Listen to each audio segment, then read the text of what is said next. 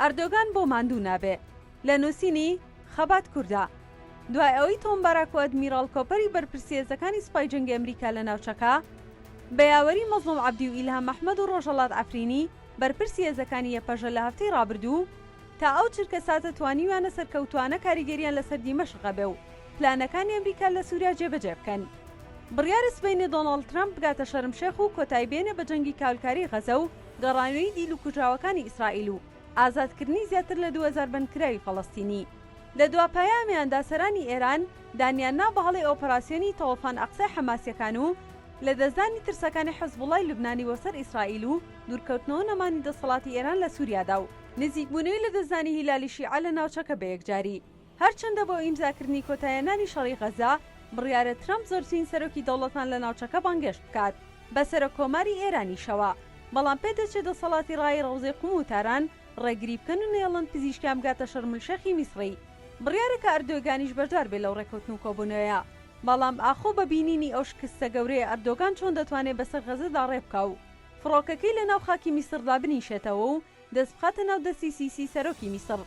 کە چەندین ساڵە ئیخوانەکانی میسری لە ئامێزگرتووە و بۆ بەرژەوەندەکانی خۆی بەکاریان دەهێنێت لە پشێوەکانی ناوچەکەدا. ئەردۆگان بۆی فشارە زۆرەکانی سەری خەریکە تووشی دەردەسەریەکی گەورە دەبێتەوە و ناتوانێت لەدەست ئەمریکیەکان هیچ جوڵەیەک بکە، چونکە لەو چەند ڕۆژەی گوزەشت ئەمریکا تەواوی ئەو دیبلۆماسی سیاسیانەی دەربارەی مەلەفی سووریا و تورکیا هەیبوو لە ئەنقەرە هەمویانی گۆڕی و دەستگا جاسووسیەکەی تورک و ئەردۆگانی بێکجاری سەرگەردان کرد. لە بەرامبەردا نێچیروان بارزانی سەرۆکی ماوە بەسەرچووی هەرێمی بانگێشی ئەنقەرە کردو کەوتە پیلەنداڕشتن کە چۆنچۆنی بنەماڵی بارزانی لە هەڵبژاردننی داهاتووی عێراق بە باڵا دەستی بهێڵنەوە، چونکە بە ئاشکرا مەسعود بەرزانی ترسی لێ نیشتووە و هاوار دەکا کە یاسای هەڵبژاردننی پەرلەمانی عێراق بۆ ئەو لە دادپەروەرانە نییە و وا هەز دەکەن کە ئەمریکا دەستەکانی تورکیا لە عێراق کەم کردوتەوە و شیعە و ئێرانی زیاتر ئازاد کردووە کە دەستێکی باڵایان هەبێ لە هەڵبژاردنەکانی و گەڕێی هەڵبژاردنەکانی پەرلەمانی عێراقدا. بارزانی لە ماوەی پێشوودا ڕایگەیاند کە ئامادەی وەک پێشمەرگەیەک بگاتە قامیشلۆ کەچی کەوتە جێبەجێکردنی بەرزکردنەوەی دیوارە 5 مەترەکەی نێوان باشوور و ڕۆژئاوا. دوای ئەوە نێچیروان لە کۆڕبەندی میری لە هەولێر هەسەدەی تاوانبار کرد کە چەک بۆ ئەنقەرە و دیمەشقدا نادەن و لەگەڵیان ڕێک ناکەون و گەریلە لە ناو ڕیزەکانیان دەرناکەن. تورکیا لە ئێستادا حاڵەتی داڕوخانی ئابوورێکی زۆر گەورەدایە و دەست بۆ هەموو داهاتێکی فاحیشش دەبا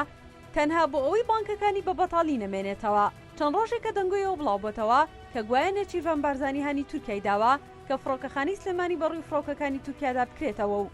هیچی تر تورک ئەو گەمارە ئابووریە لە سەرگەشتەکانی فڕۆکەکان نەمێنێ. ڕاستی بابەتەکە ونیە کە لە میدیاکان دەهۆڵی بۆ دەکوترێ و کێت کاو ڕجای بۆکردنەوەی فڕۆکەخانەکە کردووە. لە هەمان کاتدا تورکیا لە دانوستاندایە لەگەڵ مەسەدە و هەسەدا کە دەواازەی قامیشلۆ و نووسیبەینێش بەڕۆی خەڵکیدا بکاتەوە و کار ئاسانی بازرگانی گەورەش ئەنجام بدا.